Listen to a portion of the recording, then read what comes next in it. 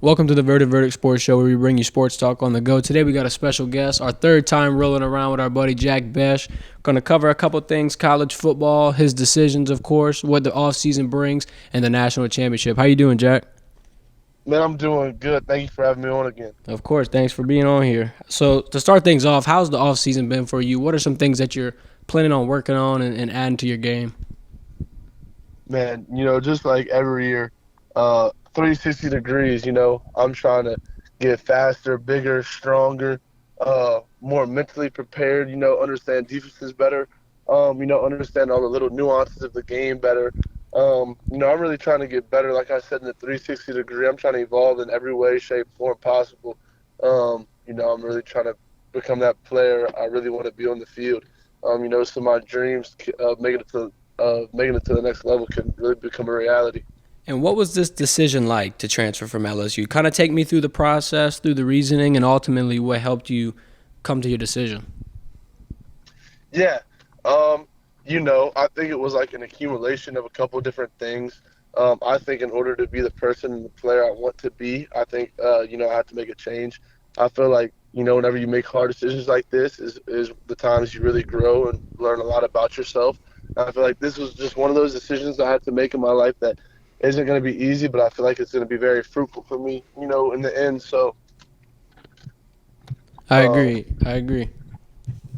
I think it's of course it's always tough to see you go, but in these type of instances, it'll be exciting to see you grow into the athlete we know you can become. And like you said, those opportunities, those chances help you grow and add layers to not only your character, not only your game, but your career as a whole. So it's a pretty pivotal moment for you, and you're handling it just about as well as anyone can, I'd say. no, I really appreciate you saying that. For sure, bro. And my first question here with the school change, will there be a jersey number change? You're gonna stick with 80, or what are we gonna roll with? Nah, I think I'm gonna rock with number two with Deuce. Okay, the deuce. Yeah. Hey, look, that's a clean number. Yeah. That's the number you took your photos with, right? Uh. Yeah. So number switch. Will there be a position switch? You have 2 years in college football. One of those years wide receiver, another one tight end. What do you think about that?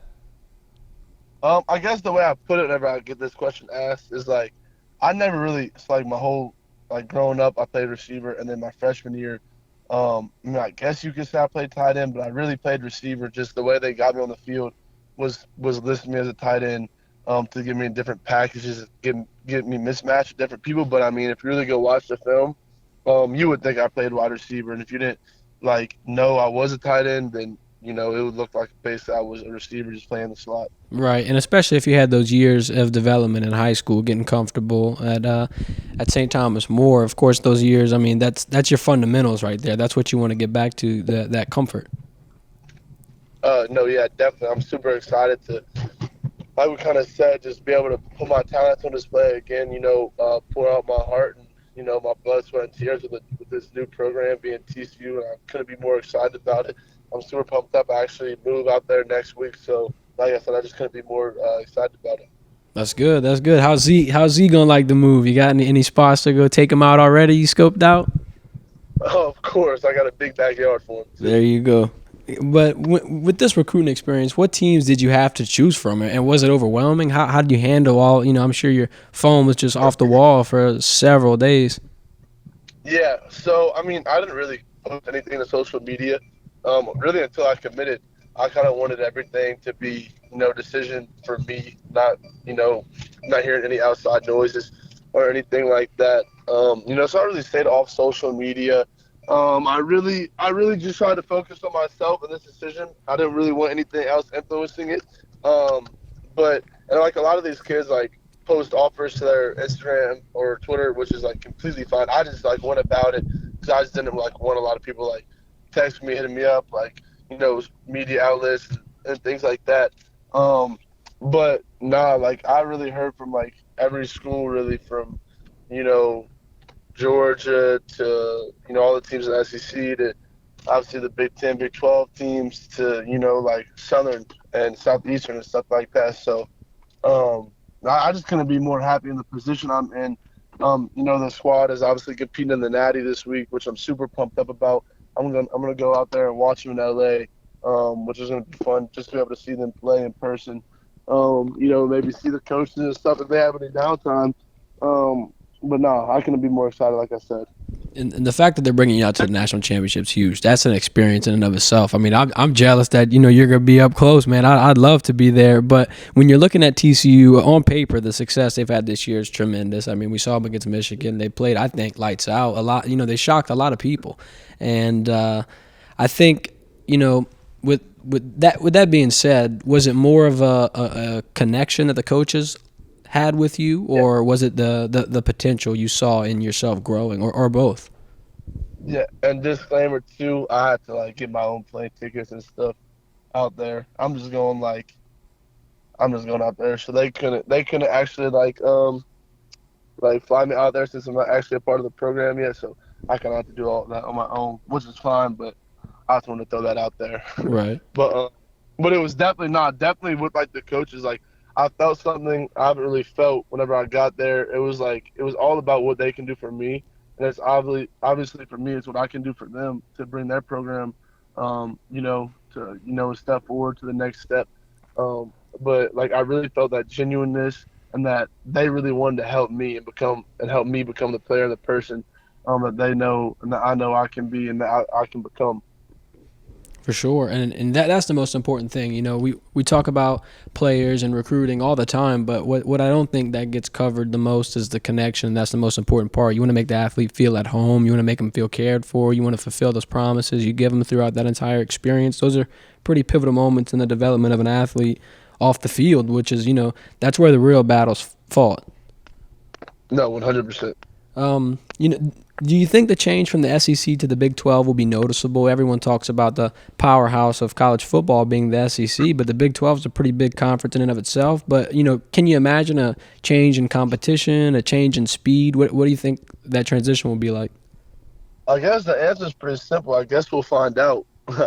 you know, I don't uh I don't know for sure, but um maybe not, but I guess time will tell. Right, right. You've played against Kansas State in the Texas Bowl. That's a Big 12 game. So I mean you got a little bit of experience with that, but yeah, it's kind of too early to tell for sure. When are you going to start spring ball? We start spring. I don't even know. Probably when everybody else starts. Yeah, they got one of the deeper seasons, of course, heading to the national championship. So that's definitely an afterthought right now. They got that job's not finished mentality. But with the Big 12, they're going to be adding a lot of competition. They're going to be adding Arch Manning, and I'm sure you're going to be crossing paths with him a couple times. What do you think about Oh, that type of definitely, matchup and just what the Big 12 is going to be able to bring for a couple years before Texas leaves? man. Just a bunch of Louisiana kids, hopefully tearing it up. That would be awesome. And what I'm looking forward to the most is the season opener. The season opener for y'all, you're going to see Deion Sanders, the new Colorado squad, and a narrative that's been going around college football is just whether or not Coach Prime will succeed at this big Power 5 level. And I think what he's been able to do at Jackson State and how he's been able to turn a team who hasn't won a lot before into an undefeated powerhouse that can arguably beat some ranked teams. So what do you think about Deion Sanders, what he's going to be able to do with a bigger market, bigger recruiting effort, and a lot of guys out the transfer portal? They even just got a defensive coach from LSU. Yeah, I definitely know that a lot of people want to play for him. I mean, who wouldn't want to play for Coach Prime? I mean, that's one of the greatest football players to play the game at his position, and really overall. So, I mean, I could definitely see how they could get a lot of very talented players. And, I feel like obviously he would be a defensive minded coach. So, I feel like they're going to have a really good defense. But like I kind of said with the competition, I guess like time will tell, how good they're really going to be. For sure. Before we let you go, let's get a little national championship talk in. Of course, in the semifinal, we saw TCU beat Michigan. Pretty good game. It was pretty back and forth, I'd say. Max Duggan had he had the couple picks, but he made up for it with a couple rushing touchdowns. Quite frankly, though, I think the most important interception of the entire game would be Bud Clark's pick six. I think that's changed the momentum, put TCU in the right spot to capitalize, punch their ticket to the national championship. What do you think on New Year's Eve? What was going through your mind, and did it feel like you were already on the team, already invested? Oh man, you know it. Like I was pulling for them heavy. Because that's my people, that's my squad, and I wish them the best, and I know they're gonna ball out against Georgia, and I just can't wait to watch them play in person and to watch them win this thing.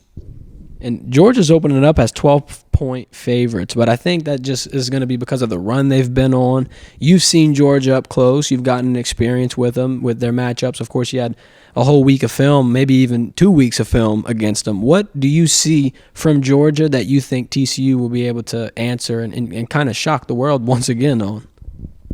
So I mean, their D line is very very good. They have a really good secondary as well, but I feel like that D line they have is really what propels that defense.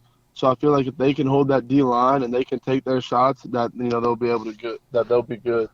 I agree. And I know you saw Malik Neighbors getting the Citrus Bowl MVP. Kind of talk about that. I know you and Malik are like brothers. Last time you were on the show, you were talking about how the wide receiver room is like family. What did it feel like to be able to see your brother, someone you came in the recruiting world with, go ahead and seize his moment? Really, it was a good moment. I think he got his flowers. Malik was kind of underrated all year. Besides being our reception leader, it seemed like now he's getting the attention he deserves. What was your reaction to that, and just how that make you feel? Yeah, no, I'm super pumped up. Me and him were kind of in the same boat. Last two receivers to be picked up. Really, some of the last two recruits to be picked up on the recruiting trail our freshman year.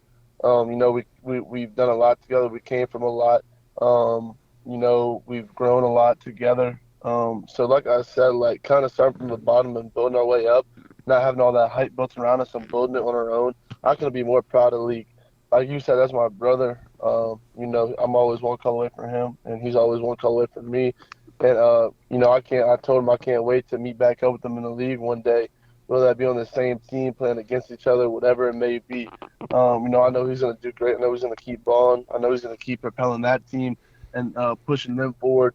I know the ability he has on him, and he's really special. I mean, you don't find players like him that often. So I mean, like I said, I wish him the best of luck, and like I said, hopefully one day me and him are going to meet back up in the league. For that, I mean, setting up for a big future jersey swap. Most definitely. Hey, man, you think they should bring that to college football? We see that in the NFL all the time, but you think college guys should swap jerseys in moments like this? I mean, I'd be for it. I would want to do it. Yeah, I feel like the only thing about it is I feel like everybody would just do it to do it in college. Yeah, you got a lot more connections, especially at that age. Everyone's Right. your friend. Yeah, it's a good point. And we saw some interesting things after the Citrus Bowl with Drew Brees was signing people's jerseys. You had Kyron Lacey, Joe Fouché. It's pretty. That's what really made me think about it, was that one moment. I was like, man, this would actually be pretty cool if you saved it for some big time moments, big time performances. Well, Jack, I hope you enjoy your time at the national championship. Like I said, man, I'm jealous I'm not out there with you on the sideline. You're gonna get that up close and personal action. Yeah, most definitely. I'm super excited for it. Well, thank you for hopping on the show, man. Thanks for talking, spending some time with us here in the Verdin Verdict once again. Looking forward to have you on in the future. And, hopefully, I'm sure I'll be out there with you on campus here. But, hopefully we can get out there soon and touch base, see how things are over there. Enjoy your new spot. Man, thank you so much, bro. Awesome talking to you. Talk to you soon. For sure, bro. Have a good one. Later. This has been the Verdin Verdict. Thanks for tuning in. We had Jack Bech get on the show. Y'all make sure to subscribe for more exclusive LSU content, LSU coverage. I know we're getting to the offseason, but trust me, we got a lot more things that we have to report on, a lot more things we can bring to y'all, a lot more surprises. This has been the Verdin Verdict. Make sure to subscribe. Follow us on socials. Link in description. Thanks for watching.